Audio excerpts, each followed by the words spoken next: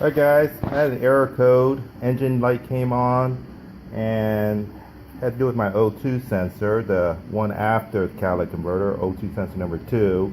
It had to do with the heater circuit malfunctioning. So basically I had this one for a while, because I used it on my van to read the codes on that.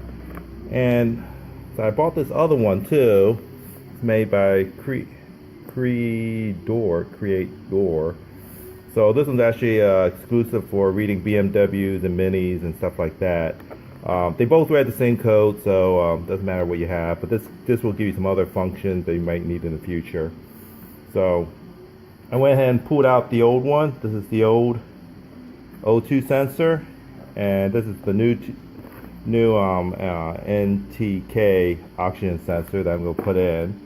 And to be able to pull it out, I bought a Shankly O2 sensor kit. Has different sizes that you can use, clean out the threads. So I'll show you where I pulled it out. So here's the catalytic converter right here, and this is the O2 sensor number 2 right after it. So it came out pretty easily using that tool. Sprayed it with some some remover, let it sit for a couple of days, and I was able to come out pretty easily. And basically the cable runs upward, and then it's easier to get it from the top. So the cable it's easier to reach it from the top. Basically it's going to be mounted to this, where this is right here. And actually what I found out was a lot of this covering over the wiring was deteriorating because it's so close to the exhaust manifold. So I actually put a new covering, wrapped it back up, and this is where it was connected to. And basically to be able to take it out, you lift up this red part, and once you lift up this red part, you gotta slide the connector out. So what they say about these O2 sensors, there's a heating element in here that actually heats up so the O2 sensor can run more efficiently. And what I'm guessing is these two wires, two white ones here, are the ones for the heating element. So basically what I've seen on other YouTube videos is you open that out to see if it's still good, to see if it's burned out. So here's my multimeter set on ohms. Here's the old one, and basically if I ohm that out, I will get around 6.1. So that tells me the heating element is not burned out, because if I check it with the new one,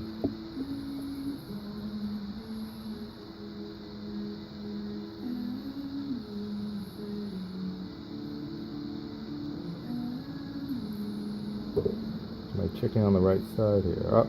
Backwards. I get the same amount, 6.1. So that tells me the heating element probably is not burned out. So maybe 12 volts is not getting to the connector. So that's the other thing to be able to check to see if I'm getting 12 volts to this.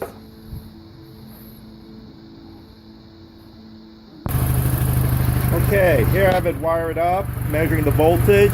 Obviously I have it polarity backwards on my meter.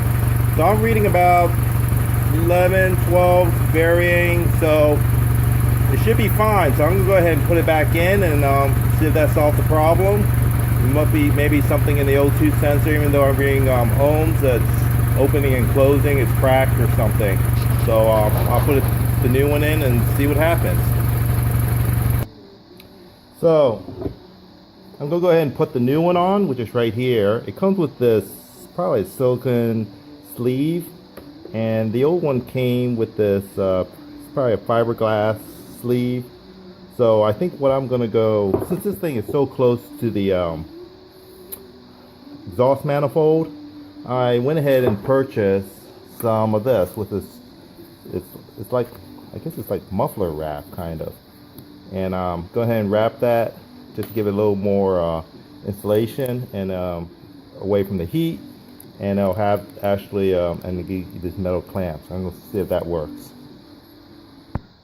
So here it is. I wrapped it up with some extra heat resistant covering. So I'm gonna go ahead and put a little bit on the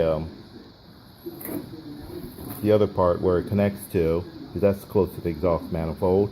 And one thing don't forget to do is move this mounting piece from the old one to go back onto the new one, which is right here. So I gotta move the mounting thing over. Okay, I went ahead and wrapped this with that exhaust. It's used for exhaust manifold for like either the pipes for like a motorcycle or something to wrap it. So I used that and I went ahead and wrapped that. Tie wrapped it here back to this point. So that should actually protect the wires from the heat pretty good. So I'll go ahead and put the O2 sensor in underneath. So this one actually had anti-seize on it already, this new O2 sensor. So I didn't have to put any anti-seize on it, but if yours didn't come with anti-seize, you would have to add some of that on there.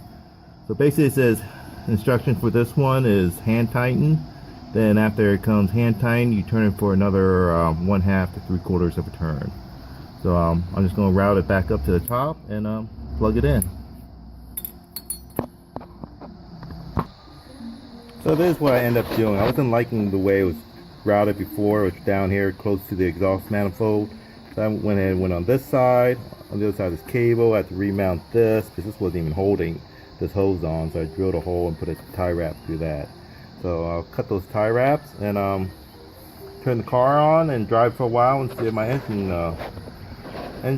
light comes on anymore with that error code. I'll let you know.